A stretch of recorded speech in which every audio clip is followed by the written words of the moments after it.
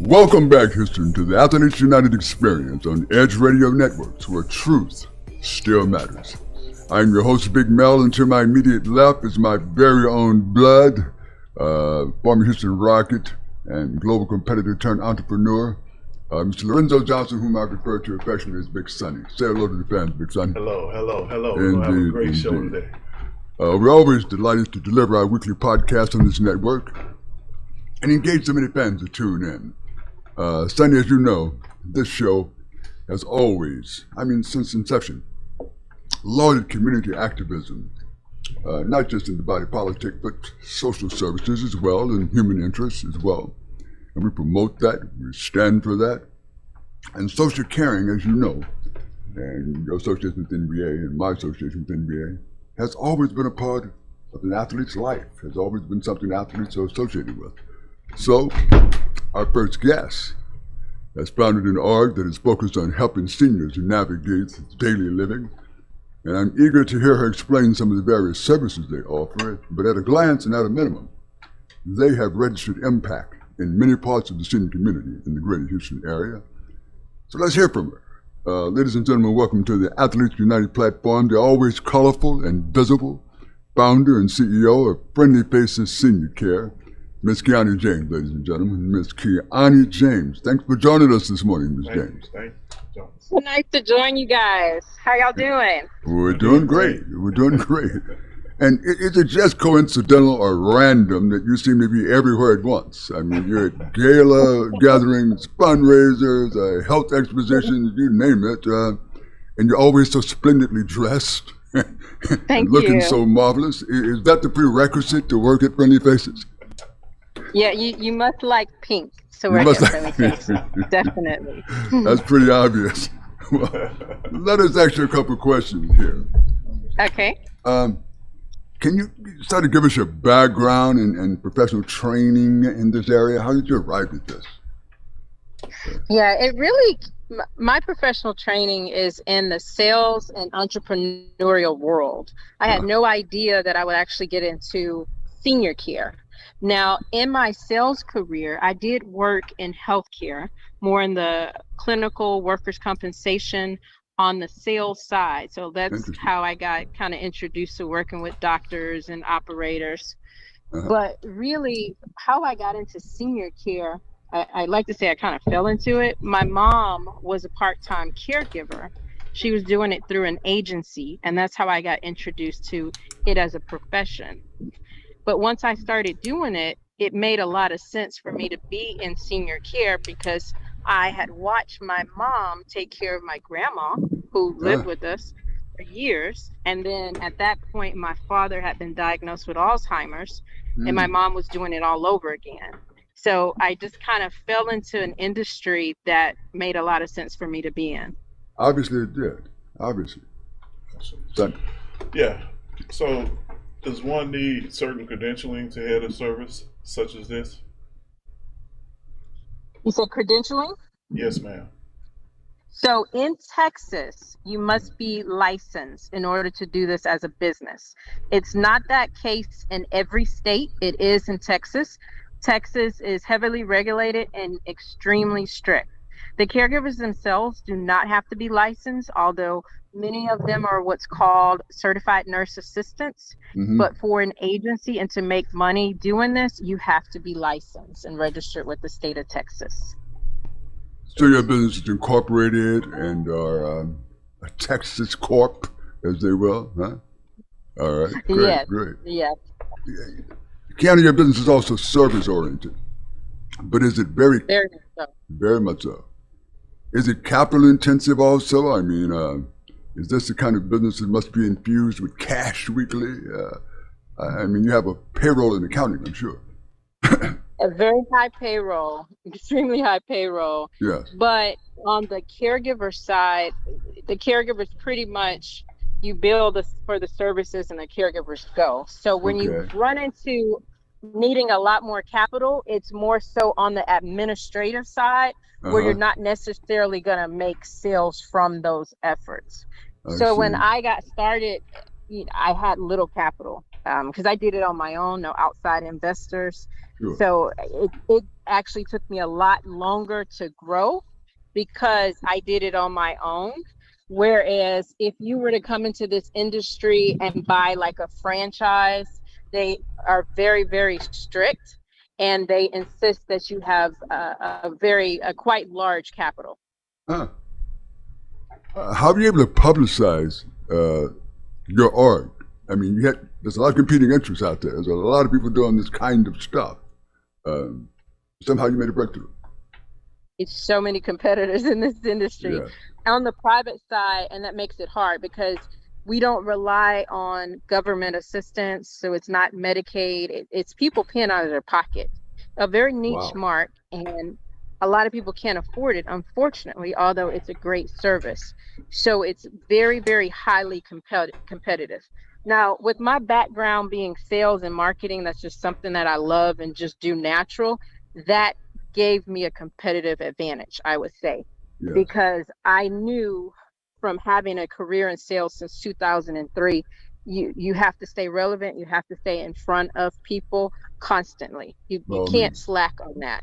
So that's something that I have continuously done. When I got into senior care, nobody knew me. And they were like, who is this girl? And I just flew on the scene, and I'm wearing pink, and I'm everywhere, and I'm documenting it online. And so many people would always tell me, oh my gosh, you're everywhere. How can you be everywhere? And I'm like, yeah, I need a clone. But I knew, having the type of business I had and trying to build my own brand from the ground up, because I'm uh-huh. competing with those major franchises. Of Those course. major franchises have lots and lots of advertising dollars that, Hmm. sometimes they're on the radio or the TV, Hmm. print advertisement. I didn't have the budget to do that. So I had to work a lot harder to get my name and my face and my brand in front of people. Well, that you do, Miss James. That you do. Very well. Well, what motivated you to develop this business? So what motivated me was, again, seeing my mom do senior care.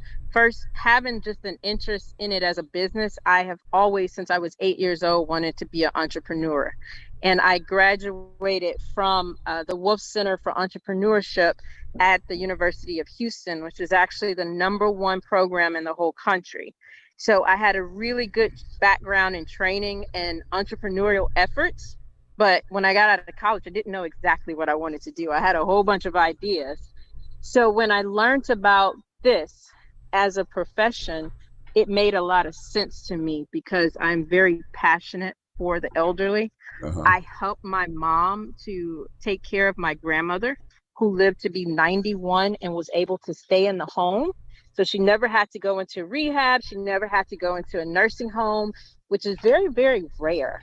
Um, and then with my father being diagnosed with Alzheimer's, and we didn't know at first, he started exhibiting all these different signs, and we didn't know what was going on. But to later learn that he had Alzheimer's, and then we're doing it all over again, Hmm. caregiving, Uh-huh. it was something that was just very, very natural. And then when I got into the industry and was able to concentrate on the private pay side, so I don't really have to worry about all like the Medicare and insurance regulations, I can really focus on the quality. That was something that's very important to me because I'm huge when it comes to customer service. Uh-huh. That was going to be another concern here. How do you manage QA? I mean, how do you determine Yeah, what's quality threshold? Q, and that's always going to be a challenge, especially when you grow. You're going to have growing pains when it comes to Q&A. And in the beginning, I'm hands-on everything, and that's Hmm. that's something that I've had to learn to start delegating. This year alone, I mean, we're in a year of COVID, where Yes. so many businesses are going out of business. So many people don't have jobs, and I'm in an industry that's thriving. Our business has doubled in Huh. business during COVID because it's that much of a demand for people, because people are going home. They're trying to, in many cases, avoid the hospitals and avoid the nursing homes. So they're going home, but they still need help. Sure. So that is in itself going to be challenges because as you get larger, you can't have your hand on everything. So the delegation for me is what I'm still working on, but what's helping me to be able to control those Q&A, because knowing that I can't be everywhere and know everything, but having and hiring good key people that are going to do things the way I do it, maybe not exact, and that's okay, but hiring good people and allowing them to take ownership of certain things within the company so that we can control that Q&A. So your selection process for people or contractors and whom are hired to associate with you must be pretty stringent. Thank you. So is this business cyclical at all? I mean, does it go up and down? You mentioned the COVID effect, but prior to COVID, is it a cyclical kind of business that has its ebbs, if you will, and flows? I think it really depends. So there are a lot of business owners in this industry that really struggle. It's a very hard business to run. I know a lot of people, they get a sum of money, however they get it, and there are people that are trying to sell them franchises, and they say, hey, get into senior care, it's a booming market, which it is, and people get in and they leave within a year. Hard business to run and manage. So it can be hard. For me, my personal experience, it took a lot longer than what it should for me to get to the point that I'm at, but that was almost deliberate because I had low capital. I did it on my own. I didn't have outside investors, which means how I call it, I piecemealed my business together. So I wore a lot of hats in the beginning to get my business up. And I bet they were all pink. Yeah, it saves money in the beginning, but it really does cost you more because then you can't do as much. So now, like with us, we were already on track as far as growing prior to COVID. And then after COVID, it's just really boomed. Well, you mentioned wearing a lot of hats, and I'm certain it was necessary, but tell us, were they all pink? Both of them. That's great. Go for it, son. All right. So senior care has become an industry in and of itself. So how does your service add value to the entire genre? Yeah, this is something I did not know about. I guess I never thought about it because we weren't faced with it. I didn't even know, you could hire somebody to come into your home. I guess I just hadn't thought about it. It's such a needed service. The whole fact that most people want to stay at home. Most people don't want to have to go into a facility or a hospital, and some may have to, and that might be the practical and reasonable thing. But for those who can afford to stay at home, it's a great option. We're with people many times when they get out of rehab or hospital, and we'll stay with them until they pass, and they will pass in the home. And for so many people, that's what their goal is. That's what they want. I want to die in my home. I don't want to die in a hospital. So we're able to give that to people. And then for many seniors, we're able just to give them more independence. So a lot of times I'll tell seniors, because a lot of them are very hesitant to get services or even to ask for help or even to admit that they need help. Sure. So I'll tell a lot of seniors, give up just a little bit of your independence so you can hold on to a lot more. Because if that senior refuses help, doesn't want to go into a facility, doesn't want anyone helping them, they're fine on their own, what will happen is all it takes is one fall, and then now they're at such an advanced state where they're in the hospital and they may never come out, or they have to be put into a nursing home. So when they get that help from a caregiver, we are able to, one, extend the life of a lot of seniors because we're putting in proper care plan, and then giving them more freedom and independence that they need and that they want, and letting them be able to stay in there. Indeed. It's 13 minutes after the hour. We're talking with Ms. Kiana James of Friendly Faces Senior Care. And we're going to be right back with her. We have some more important questions to ask her after these commercial messages.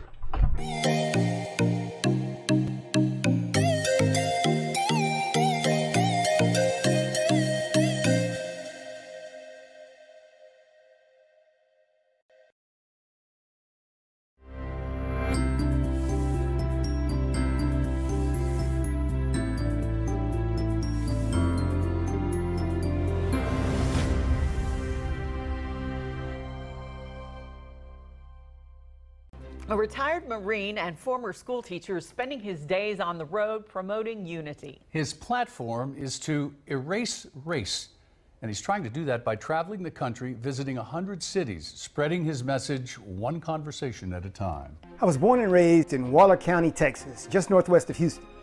As a child of the 60s civil rights era, I lived in a city that was probably 100% black at the time, and that city, Prairie View, Texas, had an educational background that far exceeded the national average.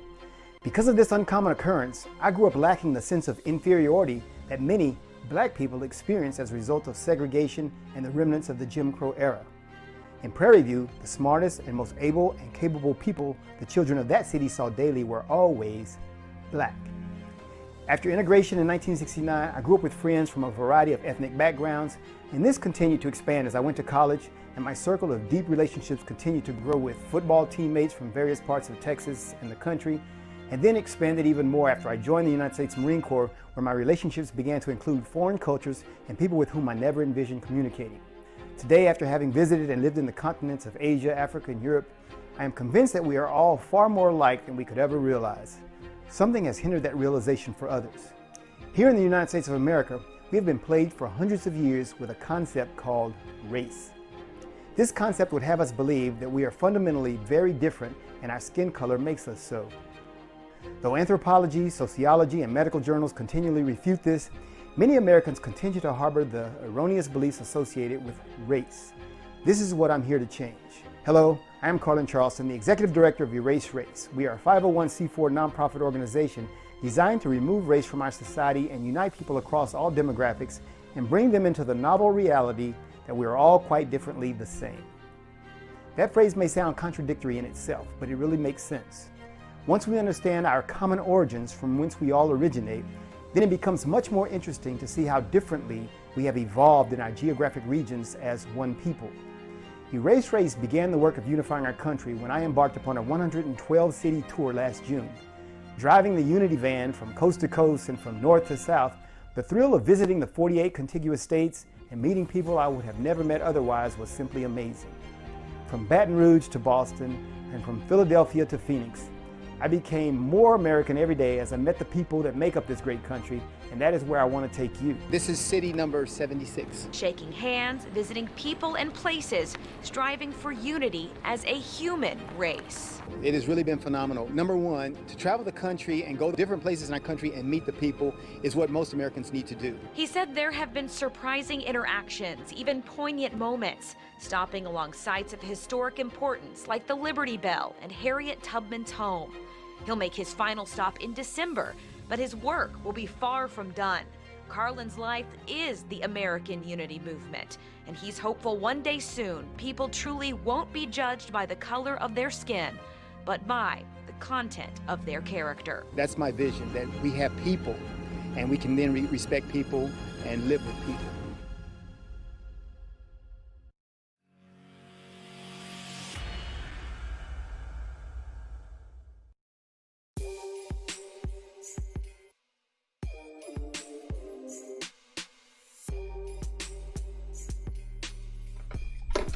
And we're back. Speaking with Ms. Kiana James, founder and CEO of Friendly Faces Senior Care. And, you know, I'm listening to you here, and it's compelling. You got in this business on a shoestring budget, very competitive in some cases, closed this business with just a passion and instinct to get it done, and suddenly you become a viable enterprise in this city. Did you find that amazing? I mean, was this just the expectation? It was definitely the expectation, but that's just the type of person I am. I'm a very determined person. Even when it looks like the outlet is not going to be good, I'm like, no, I'm going to find a way. And that drives my husband crazy. He's not the risk taker in the family. It's very, very hard to have a business and to start it on your own and not have outside help. Is extremely hard. So if anyone's thinking of doing that, you really got to count the cost. It was very, very hard. And when they say blood, sweat, and tears, they mean it. It's extremely hard. But I'm very happy, very fortunate that my business is doing what it's doing, and that it's continuously on track to grow even more. These were my expectations. I came into it with these very high expectations of myself, and it was hard to get here, but you know, it's about determination and grit and work at the end of the day, and not giving up. All right. Sounds good. So seniors are typically living on fixed incomes now. So how do you keep your services affordable and yet valuable? Yeah, so this type of service is not one for seniors on fixed income. And that's the unfortunate thing. The unfortunate thing is this is a service that's so needed for all seniors, but they all can't afford it. So there is a service through Texas or through the government, what's called Medicaid, and that can help seniors limit it, not a lot. It helps them limit it with these type of services. The Medicaid program in Texas is not a good program. They have very low reimbursement, so there's not a lot of agencies that take it, and it's a very, very unfortunate thing for our seniors.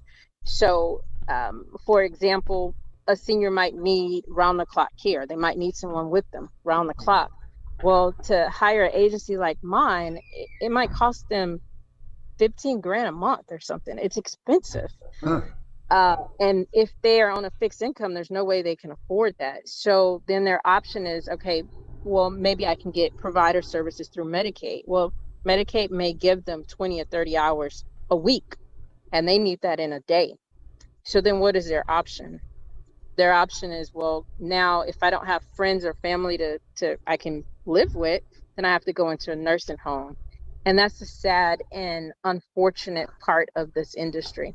So again, when I said earlier, what we do is a niche market. This niche market are for those seniors who have a certain amount of resources. They don't have to be wealthy.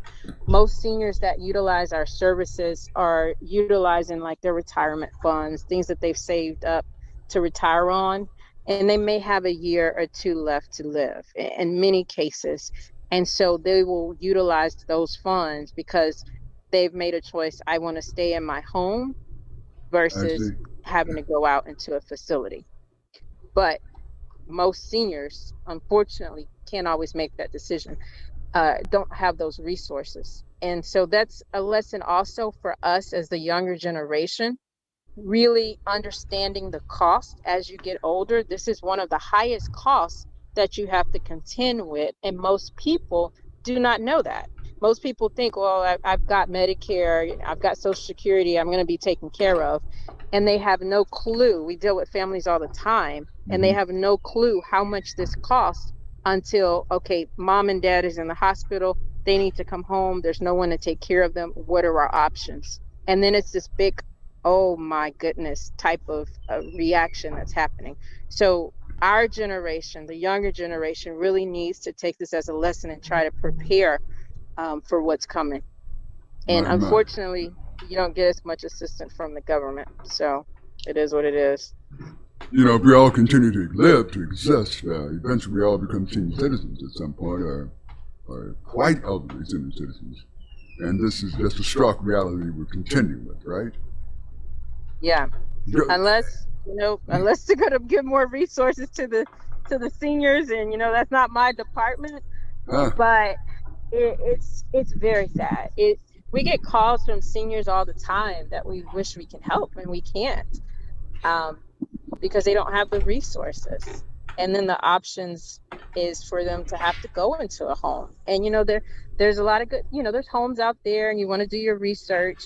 But again, so many seniors, they don't want that as an option, but that's their only option because they just don't have the resources. So Friendly Faces is something of a concierge service to elderly. Exactly. That would be an excellent way of putting it. What's that? Yeah.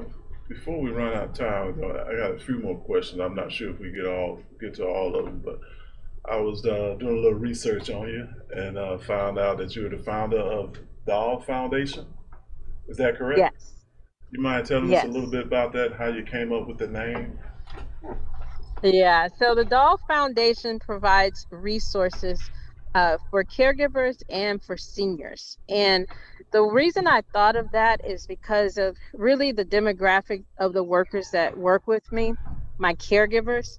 They seem to need a lot of assistance. And I thought, it would be great if we can do things like education or helping them with credit or how do I buy a house or just knowledge, temporary assistance. There's a lot that the caregivers need assistance with. And I'm like, somebody needs to help these caregivers. And so that was kind of the reason that kind of brought it to my mind. In addition to that, again, we talk about those seniors where they need help. So there's a lot of seniors that are living by themselves and they can manage, they're independent, but they still need a little help. So, and they can't really afford, a lot of services. And sometimes they may have the money, and because of that generation going through, poverty and depression, the Great Depression, and just so many things, they will hold on to their money because they're afraid they're going to be destitute. So wouldn't it be good if we could at least, we can't assist them fully, but maybe provide some type of resource to them, education, maybe, some food. We've done food drives, and we've done drives to deliver things like blankets and things that the seniors might need. Now, as far as the name, the Dahl Foundation, I talked about it in reference earlier about my grandmother, who's really my inspiration for this business. She lived to be 91 years old, 91. And my mom took care of her. She never went into a nursing home or rehab. And my mom she's an excellent caregiver. Her name was Mama Dahl. So we called her Mama Dahl. She's a little old feisty lady. And so I wanted to do something to really pay homage to her. And so I called it the Dahl Foundation in her memory. That's awesome. That's awesome. You got the next one? You built this business model, I guess through a selection of ICs or contractual employees or associated services. Are there any W-2s associated with your? Yeah, they're all employees. This type of business, you really want to have employees. Really? There are some agencies that will have them as contractors. That's really frowned upon with the IRS. So you have to have a certain level of control over the employees, again, for quality assurance. So you really want them to be employees. Huh. Is there any recertification, retraining? I guess from time to time you obviously have to reset some of the expectations with these employees. Oh yeah, constant training is involved. State of Texas, again, very strict, which is a good thing, and that's a good thing for the seniors.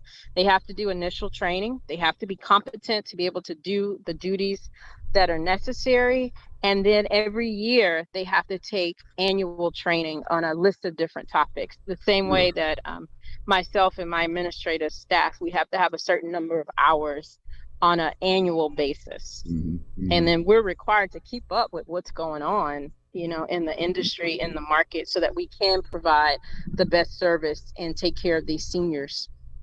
And we really saw that illustrated this year during COVID, when we've had to adjust and create new policies and procedures and a lot of additional training as it pertains to COVID. Because one, we have to keep the caregivers safe. They're going into homes. They don't know if, families are infected, seniors are infected. Then we have to keep our seniors safe because they have caregivers coming into their homes. So this definitely has been a challenging year. Definitely. So some of the functions that you attend, some of the social gatherings, does it have something to do with driving awareness, driving your visibility in that community? Yeah, definitely. A lot of what I do is for the senior community. I'm huge on networking, and that's one of the ways that I really built my brand is through networking. But I'm really big on giving back.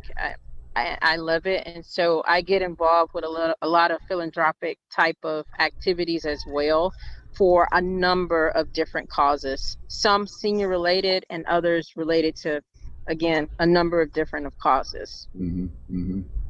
But Miss James, you're kicking the door in, baby. You're kicking the door in. We're proud of you. We're watching you. appreciate it. You're highly visible in all media platforms. And so congratulations once again for building what you know to be something necessary in the community, a kind of valuable service. And it seems like you're having a little fun at it. Yes, this is an awesome industry. Yes. You get to meet a lot of people. As you can tell, I am a social butterfly. So I sometimes I can't believe that this is how I make a living, going out and networking and talking with a bunch of people and getting assist elderly, and they're so precious. It's really enjoyable what I do. You bet. Will you come back sometime and update us as what else is going on out there? Huh? Definitely. Oh, good. That's good. And no doubt you'll be wearing pink. I probably will. Thank you once again. This is Miss Kiana James of Friendly Faces Senior Care in Houston area. And we're grateful to have her today. Thank you very much. And Thank you. we look forward to seeing you again. Bye-bye. Bye-bye. And we're out.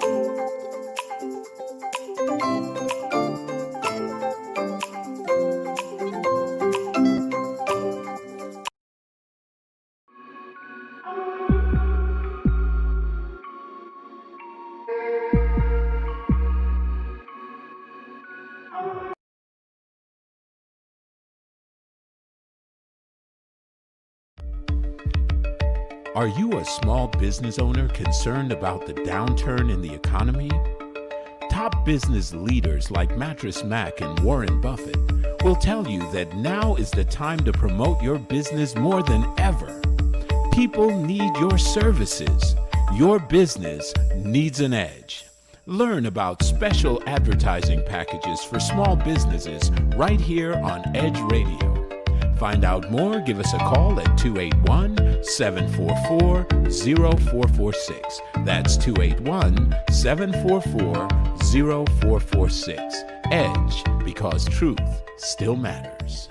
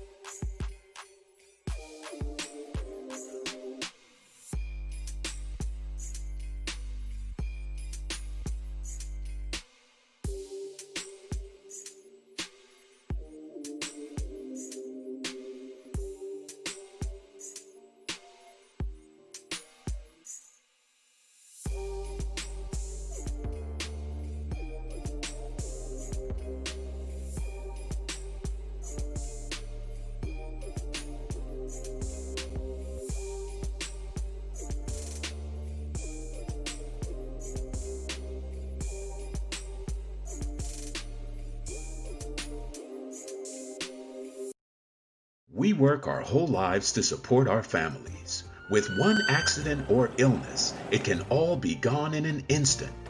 Now there's a smart, affordable way to protect your family. Go to findhealthbenefits.com and discover low-cost life insurance for as little as $2 per month. Add to that a tax-deferred annuity that can help you protect your assets and grow your money for retirement. Learn more. Go to findhealthbenefits.com or call 877-235-6094. A critical illness can strike without warning and wipe out your life savings.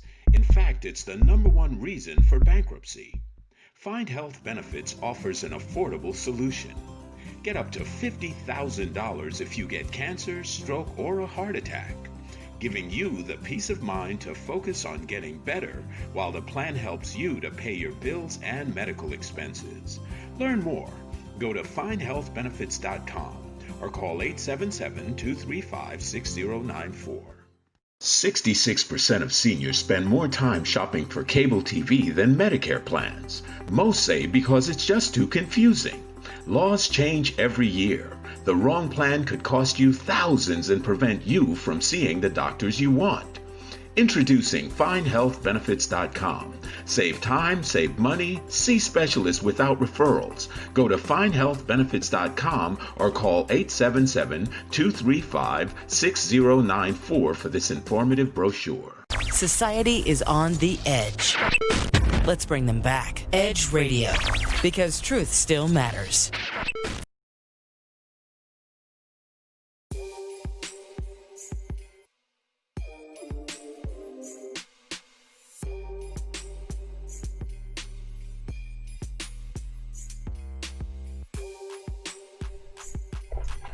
Welcome, Houston, once again to Athletes United Experience here on Edge Radio Sports Network, where truth still matters.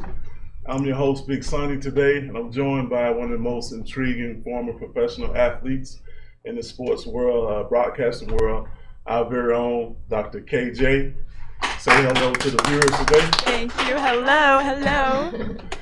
Well, we have a purposeful program today as we're speaking to some young, outstanding athletes who not only embody the very spirit of how good women's game has become, but sort of define a new space that's emerging with athletes, and it turns towards community leadership, lending their support to things beyond basketball and becoming more vocal on social matters. It's a powerful combo of styles, and it's distinguished them as a new era of activism. That said, the game is still the centerpiece of what they do and how they choose to express their athletic gifts. Next up, we have a young lady joining us today from the Clutch City itself, the big H-Town. All right, H-Town. Give it up for H-Town. She comes with rich basketball credentials. Herself as an outstanding baller, accomplished coach in the Universal Basketball Association of Professional League of ex-college players, and she's gained a lot of acclaim in the area of creating some good buzz. So please help us welcome to the stage another inaugural member of Athletes United, Houston's very own Nicolia Deuce Jackson. Welcome, Coach. Thank you so much for having me. All right, let's get right into it. First off, please explain to us the origin of the tag name Deuce.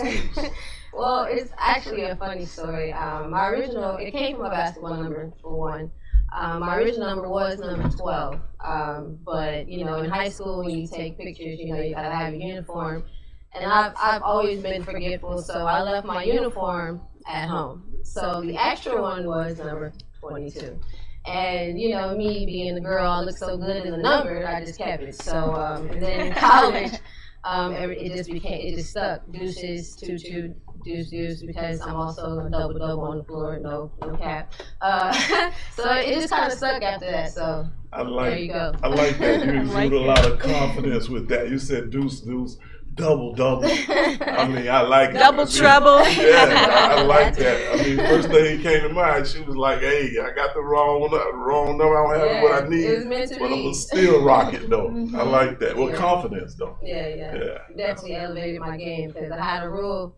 12, you know, to score at least 12 points. So when you go up to 20, you know, you gotta raise your stats up. So it was also a goal that mentally set for myself too. So Setting the bar high, huh? yeah, Yep. yeah. I like it. I'm gonna jump on into the next question here.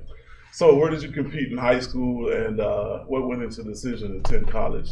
A college that you? Well, I went to high school at Cypress Springs High School. That's in Cyfair. Shout out to Cypress. And Shout out to Cypress. yes, sir. And I am a class of 08, and that class was definitely tough. We have ladies who still in the WNBA, came out of that class in that area. You have the Blumenke sisters, one is now the WNBA president. You have Sydney Colson, she played at West Side, and she's in Chicago Sky, and you got Green Christmas, who also played at Cyfair and AAU, and you know, she's in Dallas Wings. So, and of course everyone knows Brittany Grinder from Houston. So that whole class in the area was very, very tough. So what made me go to JUCO, however, was my senior year. I just didn't really know, you know, like I said, all the talent. So God gave me an opportunity at JUCO, and thank God for Coach Mesco at Florida Gulf Coast University, class of 12. They're still doing their thing as well. And he saw me at the scrimmage my sophomore year, and he signed me on the dot. So that's how I landed in D1, and the rest is history after that. So it started at Florida Gulf Coast. Let's make sure we get them Yes, props. What's the name of it? Florida Gulf Coast University, yeah. Right, okay. And they're actually on a 10-year streak right now of winning the conference, so since 2012. Did you say 10 years? 10 years in a row. Wow. Winning conference? Winning conference. Ladies and gentlemen, that deserves a round of applause. CU Eagle. Wow. So, Yes, sir. So, obviously, Yes, sir. when you were there, did you win? Yeah, my class was actually the very first class to go to the NCAA tournament. Back then, they were only D1 for about 4 years, and this NCAA rules, you got to be a Division I for at least 4 years. So my senior year was their 4th year, and we landed number 12 in the nation. So that was our first year going, and then after that, they just went back to back to back. Yeah. That's pretty It's impressive. a really great program. Really great program. Amazing. Hey, so as your college career was ending, was it WNBA or Europe in the cards at all for you? Well, my senior year, I suffered a meniscus injury.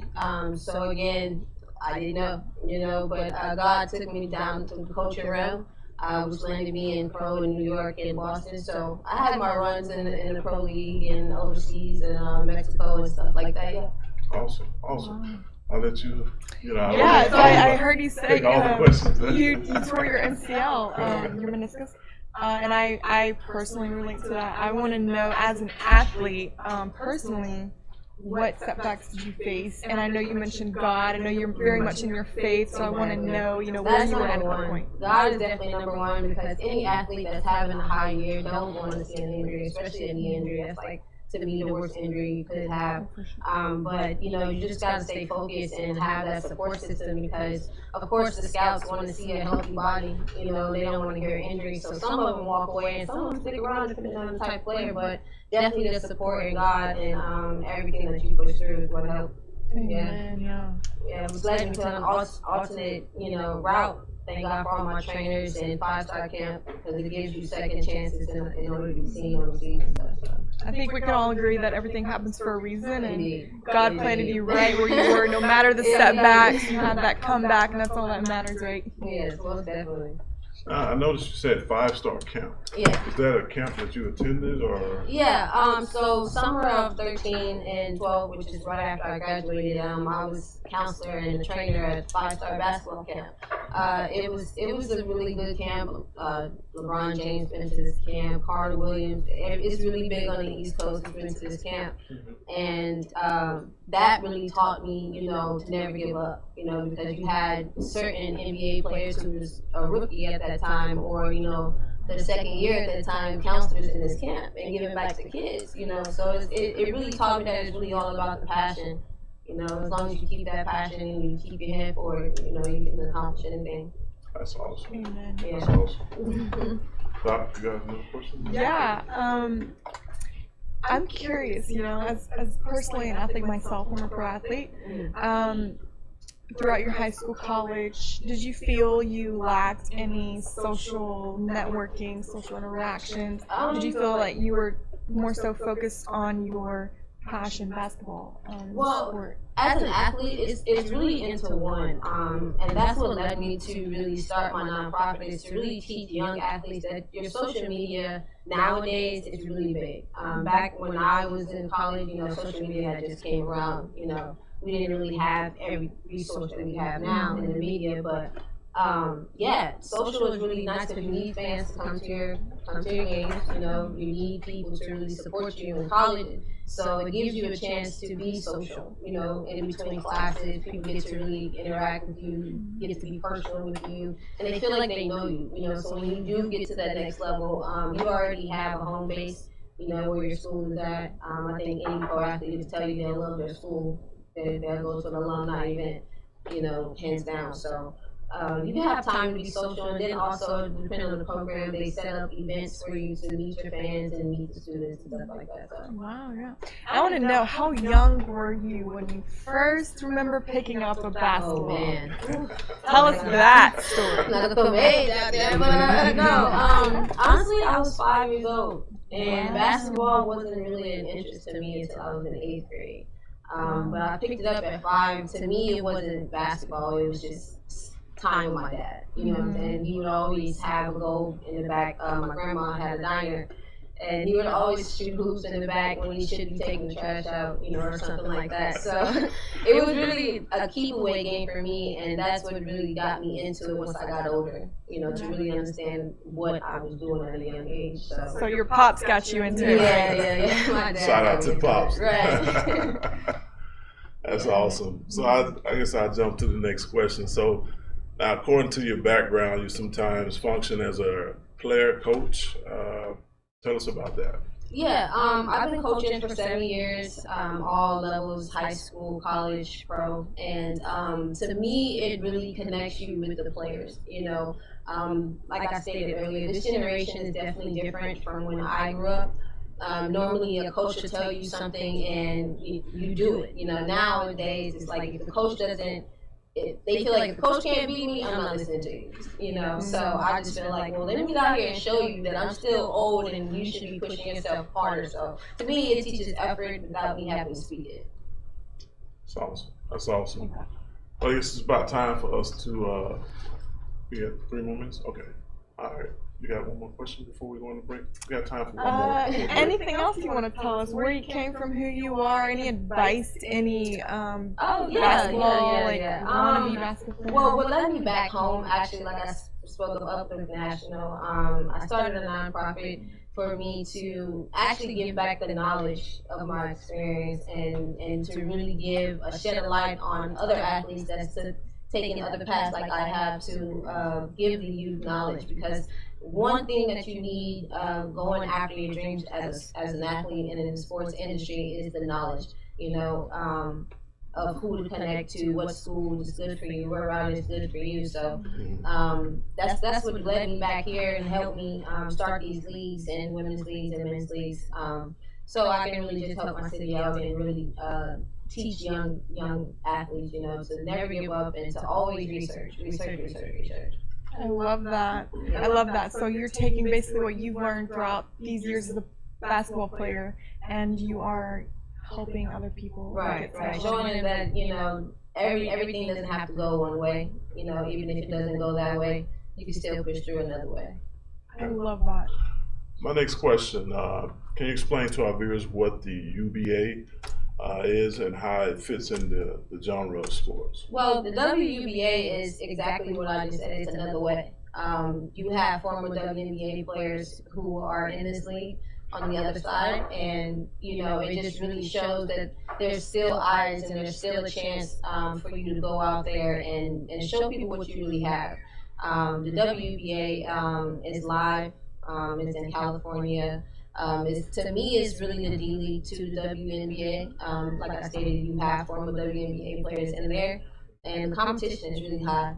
Competition is really good. So I'm excited that Houston has a team there. We're breaking that chain, right, of a closed-minded. So you're currently playing on that team. Yes, right? yes, I and am. You are. We actually have a game this weekend in Humble. Okay. Yeah. that's on the Tasceta Road at 6 o'clock. And we're actually number 3 in the league right now. Wow, I hear you have a chance to make All-Star. Is that correct? Yeah. Voting last week was for the start of the All-Star, but I am in the I am in the All-Star team. Yes. Wow, very awesome. Congratulations. That's a huge accomplishment, Thank you so especially much. as an Thank you athlete. so much. Absolutely. So I guess you want to go ahead and close this out. Thank you so much, guys, for having me here. It's been a great opportunity to speak about this, and I really appreciate it. Well, we want to thank you for coming on the show today. That's our time. We're going to get ready to close it out. Thank you for joining us today on Edge Radio Network with Athletes United. All right, where truth still matters. All right, guys, have a wonderful rest of the day. We hope you enjoy this. All right, thank you.